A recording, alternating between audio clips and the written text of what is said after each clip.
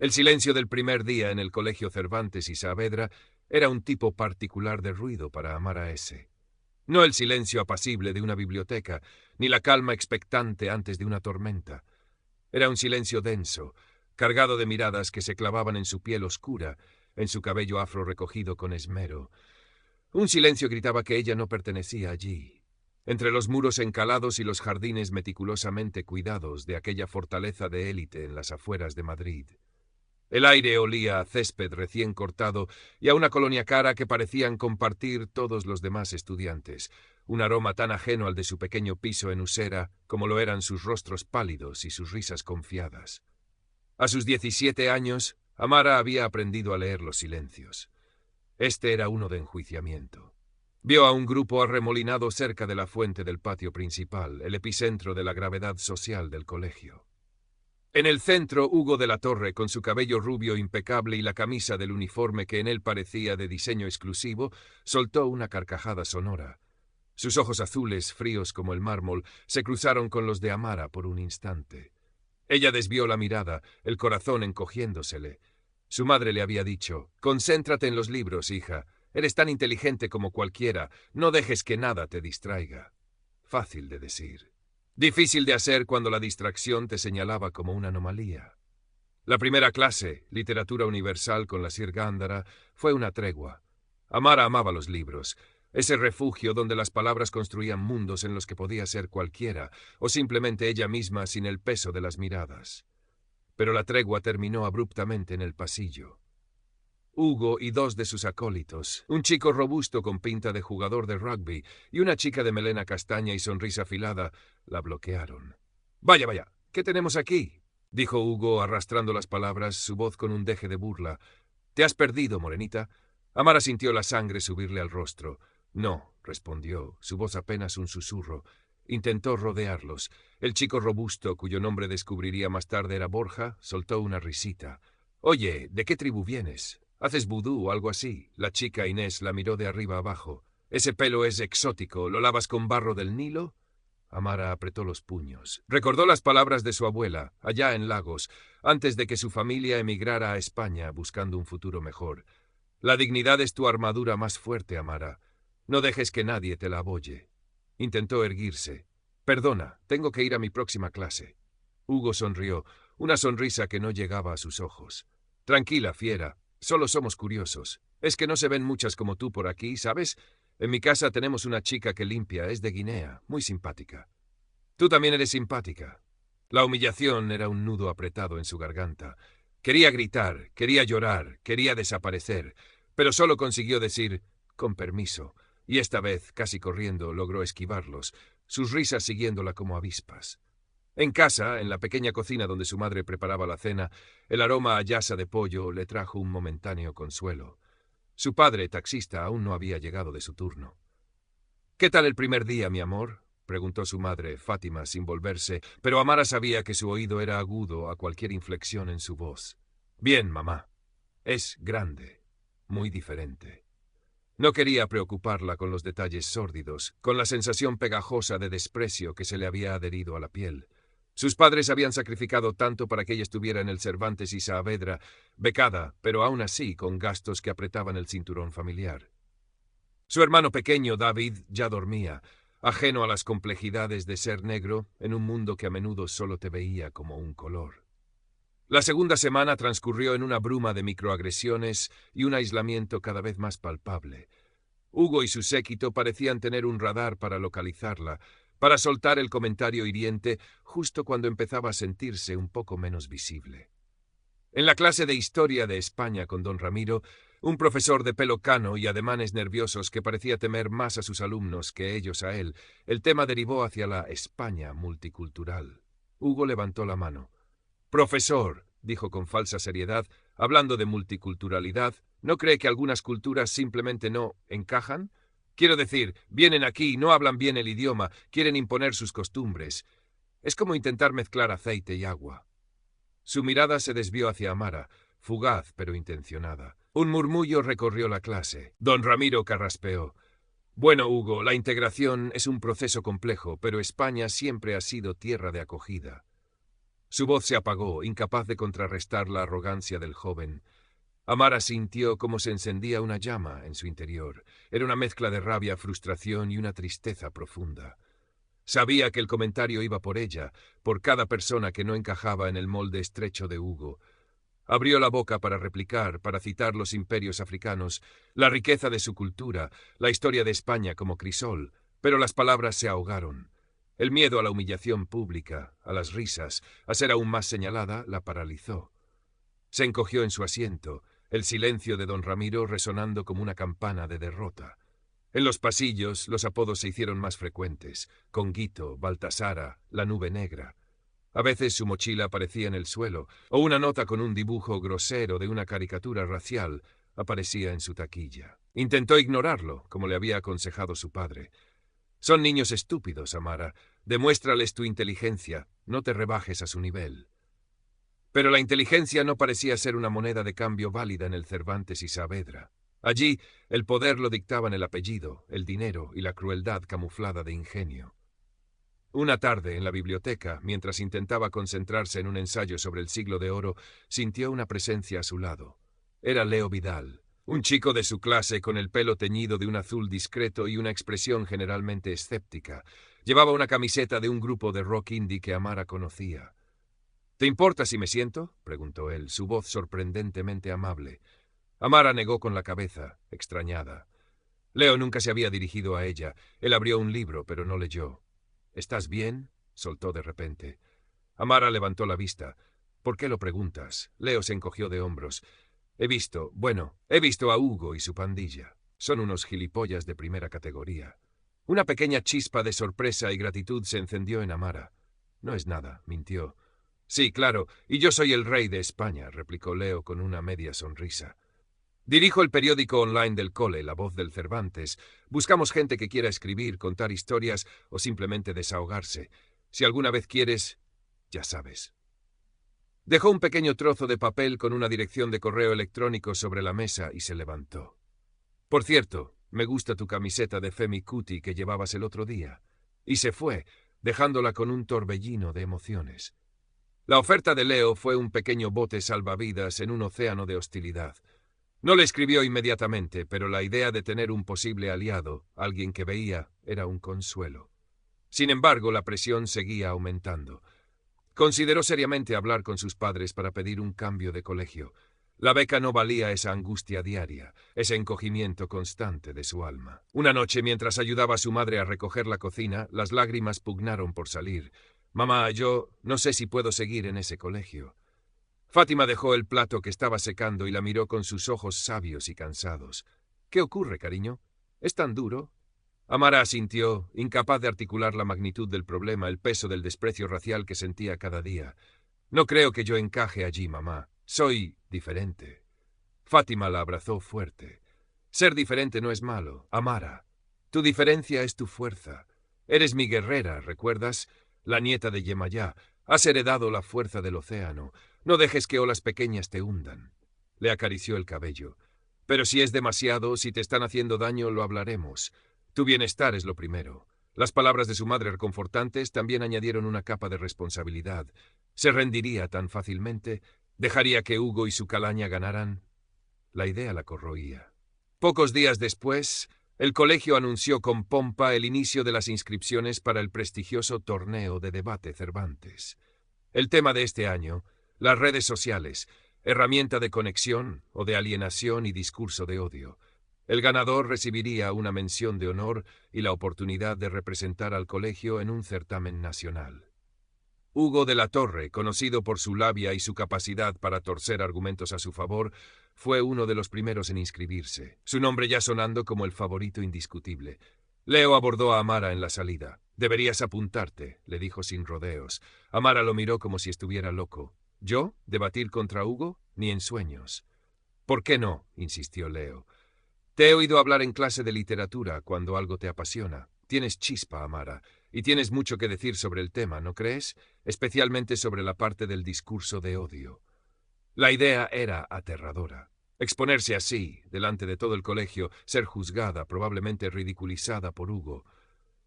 Pero una pequeña parte de ella, la guerrera que su madre veía, la nieta de Yemayá, sintió una punzada de desafío. ¿Y si pudiera usar sus palabras, su intelecto, como arma?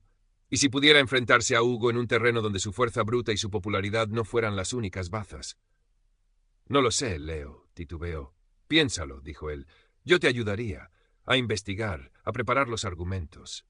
Podemos hacerle morder el polvo a ese cretino. Su entusiasmo era contagioso. Esa noche, Amara abrió el viejo baúl donde guardaba los recuerdos de su abuela. Sacó un pequeño colgante de madera oscura tallada con un símbolo que representaba la palabra y la sabiduría. Su abuela se lo había dado antes de que partiera de Nigeria. La palabra es poder, pequeña mía. Úsala con sabiduría y valentía. Al día siguiente, con el colgante oculto bajo el uniforme pero sintiendo su peso reconfortante contra su piel, Amara caminó hacia el tablón de anuncios y con mano temblorosa escribió su nombre en la lista de participantes del torneo de debate. Hugo, que pasaba por allí con Inés y Borja, la vio. Una sonrisa de suficiencia se extendió por su rostro. «Vaya, vaya, la pequeña activista quiere jugar con los mayores», se mofó. «Ten cuidado, no te ahogues con tantas palabras difíciles, negrita». El apodo, nuevo y aún más despectivo, resonó en el pasillo. Amara sintió la quemazón habitual, pero esta vez algo era diferente.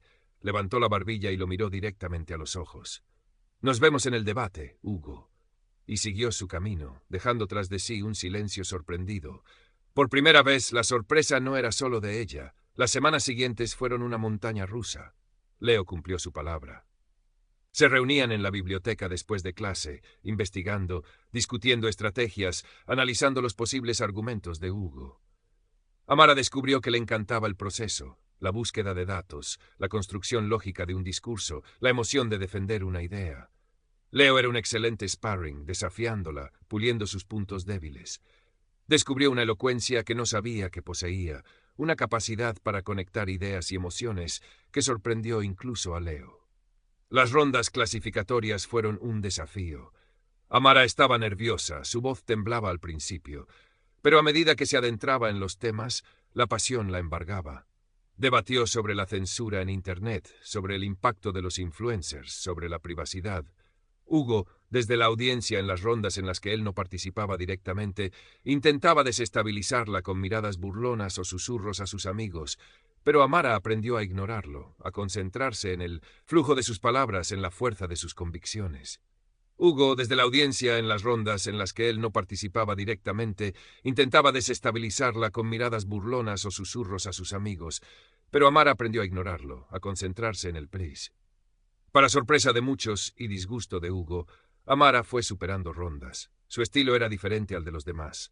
No era agresiva ni ostentosa, sino reflexiva, apasionada y con una lógica impecable.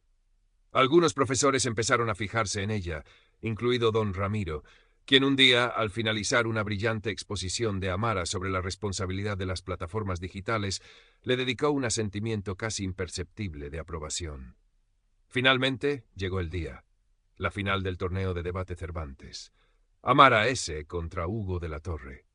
El tema específico para la final, anunciado solo 24 horas antes, libertad de expresión versus discurso de odio. ¿Dónde está el límite en la era digital? El auditorio del colegio estaba abarrotado. Estudiantes, profesores, el director don Manuel Vega e incluso algunos padres habían acudido. Entre ellos, en primera fila, el padre de Hugo, don Ricardo de la Torre, un hombre de negocios con aspecto imponente y la misma mirada fría que su hijo. Amara sintió el peso de sus ojos sobre ella. Leo le dio un apretón en el brazo antes de que subiera al estrado. «Recuerda lo que hemos hablado. Tienes esto. Eres brillante». Amara respiró hondo. Llevaba el colgante de su abuela. Se tocó la madera suave. La palabra es poder. Hugo comenzó el debate. Su arrogancia era palpable. Habló con fluidez, usando un lenguaje grandilocuente, defendiendo una libertad de expresión casi ilimitada, minimizando el impacto del discurso de odio con frases como «la gente hoy en día es demasiado sensible» o «hay que saber encajar una broma». Lanzó varias pullas hacia Amara sin nombrarla, refiriéndose a ciertas personas que se ofenden por todo y que quieren imponer una dictadura de lo políticamente correcto. Cuando llegó el turno de Amara, un silencio expectante llenó la sala. Empezó con voz tranquila, casi baja, pero firme. Reconoció la importancia de la libertad de expresión como pilar de la democracia. Pero luego su voz fue ganando volumen y pasión. La libertad de expresión, dijo, mirando directamente al jurado, pero sus palabras parecían dirigidas a cada persona en la sala, no puede ser un escudo para la crueldad. No puede ser una excusa para deshumanizar, para herir, para incitar al odio contra aquellos que son percibidos como diferentes. ¿Dónde está el límite?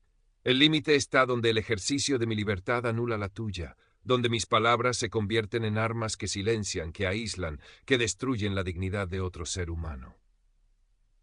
Desmontó los argumentos de Hugo uno por uno, con datos, con ejemplos, con una lógica aplastante.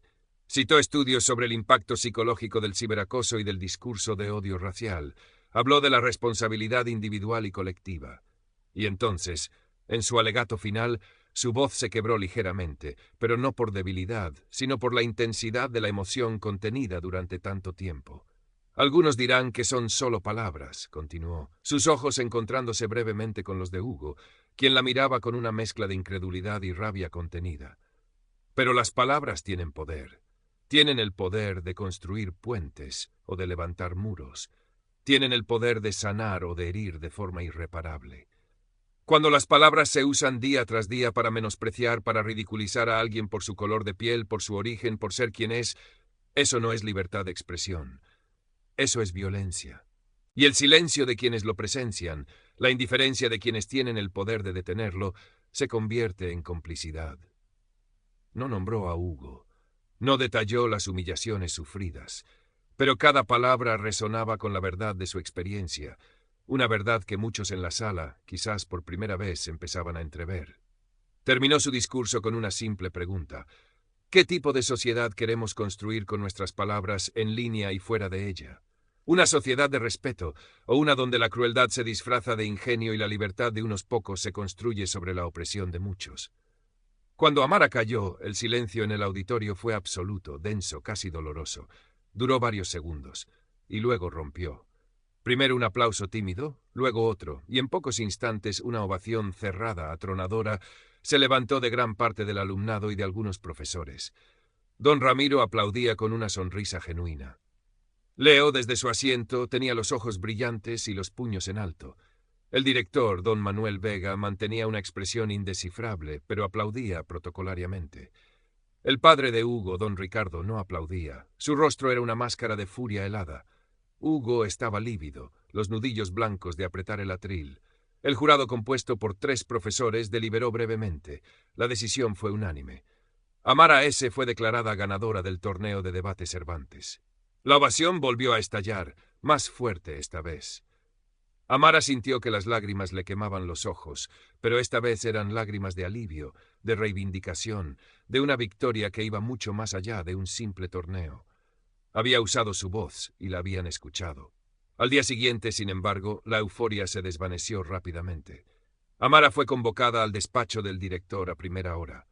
Al entrar se encontró no solo con don Manuel Vega, sino también con Hugo y su padre, don Ricardo de la Torre. La atmósfera era glacial. Señorita S., comenzó el director, su tono formal y distante, los señores de la Torre han presentado una queja formal contra usted. Don Ricardo tomó la palabra, su voz era seda y acero. Mi hijo ha sido objeto de una difamación intolerable. Su discurso, señorita S., fue una clara incitación al odio contra él, una sutil pero maliciosa acusación sin pruebas. Ha dañado su reputación y ha creado un ambiente hostil. Exigimos una disculpa pública inmediata y una sanción ejemplar por su conducta subversiva. De lo contrario, su mirada se endureció, el Colegio Cervantes y Saavedra podría tener que reconsiderar la generosa donación anual que mi familia tiene el placer de otorgar. La amenaza era inequívoca. Hugo, a su lado, sonreía con suficiencia, recuperada su arrogancia. Parecía seguro de su victoria en este nuevo campo de batalla. Amara sintió un escalofrío. La injusticia era tan flagrante que la dejaba sin aliento. Había ganado limpiamente, había hablado con la verdad, y ahora la acusaban precisamente de aquello contra lo que había luchado. Miró al director, esperando una defensa, una señal de justicia. Don Manuel Vega evitaba su mirada, jugueteando con un bolígrafo. Señorita S., dijo el director, estas son acusaciones muy serias. El colegio valora un ambiente de respeto mutuo. Justo cuando Amara sentía que el suelo se abría bajo sus pies, la puerta del despacho se abrió y Leo Vidal entró, seguido por la Cinta Orgándara, la profesora de literatura. Leo llevaba una tablet en la mano. «Disculpe la interrupción, señor director», dijo Leo con una calma sorprendente, «pero creo que tenemos información relevante para este asunto». Don Ricardo de la Torre lo fulminó con la mirada. «¿Y quién se supone que es usted, jovencito?» «Soy Leo Vidal, director del periódico escolar La Voz del Cervantes», respondió Leo, impertérrito. «Y hemos estado investigando un poco el ambiente de respeto mutuo del que habla el director». La Cinta Orgándara añadió: «Director Vega, como tutora y profesora, he sido testigo de un patrón de comportamiento preocupante por parte de algunos alumnos, y creo que es fundamental escuchar todas las versiones antes de tomar una decisión». Leo encendió la tablet. «Tenemos varias cosas. Primero, una grabación de audio, hecha por un compañero hace unas semanas en el pasillo». Pulsó play. La voz de Hugo, clara y despectiva, llenó el silencio del despacho. «Esa Conguito se cree alguien, pero no es más que una becada que debería estar agradecida de respirar el mismo aire que nosotros». La cara de Hugo perdió todo color. Don Ricardo se puso rígido. El director Vega parecía encogerse en su silla. «Hay más», continuó Leo, impasible. «Testimonios escritos, algunos anónimos por miedo a represalias, de otros estudiantes que han sufrido o presenciado comentarios racistas y clasistas por parte del señorito de la Torre y su círculo. Y esto es interesante. Capturas de pantalla de una cuenta de Instagram bajo el seudónimo El Conquistador 88, que hemos podido vincular a Hugo, donde se mofa de compañeras, hace comentarios xenófobos y presume de su impunidad». Deslizó la tablet sobre la mesa del director. «Además», intervino la Cinta Orgándara, «el discurso de Amara en el debate fue analizado por el Departamento de Lengua y por mí misma. No hay ninguna incitación al odio ni difamación. Es una reflexión crítica y personal sobre un tema social, perfectamente argumentada y dentro de los límites del respeto académico». Amara observaba la escena, asombrada por el coraje de Leo y la Cinta Orgándara. No estaba sola. Don Manuel Vega miró las pruebas en la tablet, luego a don Ricardo, cuya expresión había pasado de la furia a una ira contenida y calculadora. El silencio en el despacho era ahora diferente, cargado de una tensión que se inclinaba en otra dirección. «Y una cosa más, señor director», dijo Leo. «La Voz del Cervantes tiene preparado un artículo bastante detallado sobre el clima de intimidación y el posible encubrimiento de casos de acoso en el colegio. Íbamos a esperar, pero dada la situación, creemos que la comunidad escolar tiene derecho a saber». Era un jaque mate.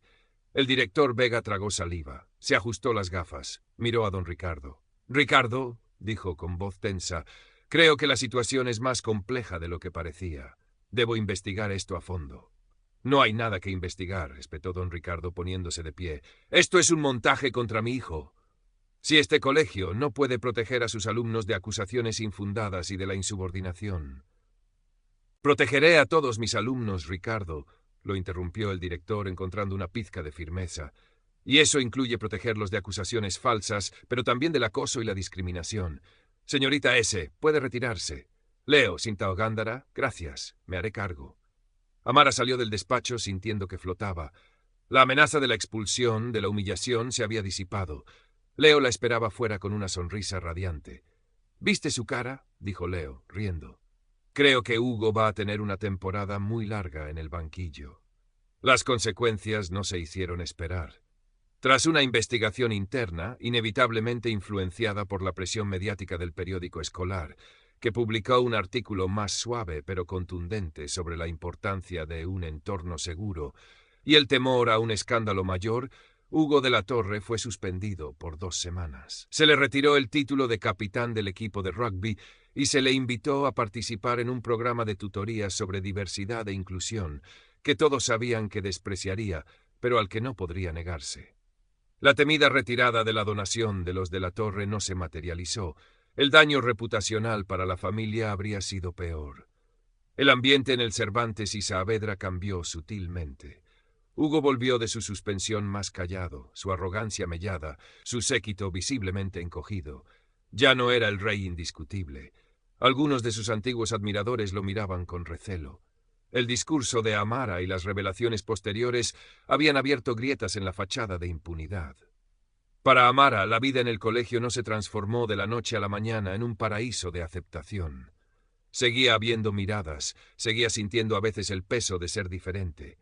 Pero ahora muchas de esas miradas eran de respeto, de curiosidad genuina, incluso de admiración. Otros estudiantes, antes silenciosos, se acercaban a hablar con ella, a compartir ideas. El club de debate ganó nuevos miembros. La Voz del Cervantes se convirtió en una plataforma más activa y crítica.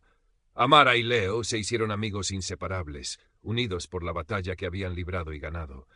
Ella encontró su lugar, no intentando encajar en un molde que la asfixiaba, sino creando su propio espacio, con su voz, su inteligencia y la dignidad que su abuela le había enseñado a proteger. Siguió llevando su colgante, ya no oculto, sino como un recordatorio visible de su herencia y su fuerza. Una tarde, meses después, estaba sentada en el patio, bajo el mismo sol madrileño que al principio le había parecido tan hostil. Leía un libro de Chimamanda Ngozi Adichie. Un grupo de chicas de primero se le acercó con timidez. Una de ellas, también negra, con unos ojos grandes y expectantes, le preguntó: «¿Es verdad que tú le ganaste a Hugo de la Torre en un debate?» Amara sonrió, una sonrisa genuina y tranquila. «Sí, es verdad». «¿Y qué escribes en el periódico del cole?», preguntó otra. «A veces», respondió Amara. «¿Nos enseñarías?» «A debatir, a escribir», insistió la primera. Amara las miró, vio en sus ojos la misma mezcla de esperanza y aprensión que ella había sentido. Supo que la lucha de una era la lucha de muchas, y que cada pequeña victoria abría un camino. «Claro que sí», dijo. «Tenemos mucho de qué hablar». El sol de la tarde doraba las hojas de los árboles del patio. El silencio ya no era un ruido opresor para Amara. Era simplemente espacio, espacio para respirar, para pensar, para ser. Y sobre todo espacio para que nuevas voces como la suya comenzaran a resonar. Sabía que el camino sería largo, que los prejuicios no se borraban con un solo discurso ni con una sola victoria. Pero había aprendido que la palabra, cuando se blandía con verdad y coraje, era el arma más poderosa de todas, y estaba lista para seguir usándola. El Cervantes y Saavedra seguía siendo un lugar complejo, un microcosmos de una sociedad aún imperfecta, pero ya no era solo el colegio de Hugo de la Torre. También era, un poquito, el colegio de Amara S., y eso, pensó, era un buen comienzo. El final del curso se acercaba. Los exámenes finales ocupaban la mayor parte del tiempo y la energía de los estudiantes, pero el eco de los acontecimientos del torneo de debate y sus secuelas aún persistía. Hugo de la Torre mantenía un perfil bajo, casi invisible, una sombra del líder arrogante que había sido. Se rumoreaba que sus padres estaban buscando otro colegio para él para el próximo año, uno donde su talento no fuera tan incomprendido. Inés y Borja, sus antiguos lugartenientes, se habían distanciado buscando nuevas alianzas menos problemáticas. Amara, por su parte, había encontrado un ritmo. Sus calificaciones eran excelentes. Su participación en La Voz del Cervantes se había vuelto regular. Sus artículos, a menudo centrados en temas de justicia social y diversidad, eran leídos y comentados. Incluso don Ramiro, el profesor de historia, le había pedido que colaborara en la organización de una semana cultural con un enfoque en las contribuciones de las diásporas africanas a la cultura global, un proyecto impensable unos meses atrás. Leo seguía siendo su confidente y compañero de ideas. Juntos planeaban nuevos proyectos para el periódico, nuevas formas de fomentar el pensamiento crítico entre sus compañeros. La cinta Gándara se había convertido en una mentora discreta pero firme, animando a Amara a considerar carreras relacionadas con el derecho o el periodismo. Un día, durante el almuerzo en la cafetería, que ya no era el espacio hostil de antes, sino simplemente un comedor ruidoso, se le acercó una chica que Amara apenas conocía de vista, una de las que solían formar parte del círculo más amplio de admiradoras de Hugo. «Hola, Amara», dijo la chica, con una mezcla de timidez y determinación. Se llamaba Sofía. Quería decirte que lo que hiciste en el debate fue increíble. Y lo que pasó después. Creo que muchos de nosotros éramos unos cobardes por no decir nada antes sobre cómo era Hugo». Amara la miró, sorprendida. «Gracias, Sofía. Nunca es tarde para encontrar la voz». Sofía asintió. «Algunas de nosotras hemos estado hablando. Nos gustaría que el colegio hiciera más, no solo un curso para Hugo. Talleres de verdad para todos, sobre racismo, sobre respeto. ¿Crees que podrías ayudarnos a proponerlo?» Una nueva puerta se abría. Amara sonrió. «Me encantaría».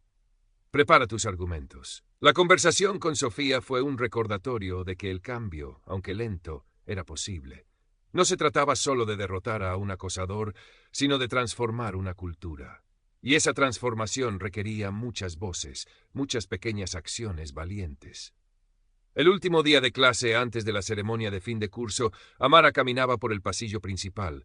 Vio su reflejo en uno de los grandes ventanales que daban al jardín. Ya no veía a la chica asustada y aislada del primer día.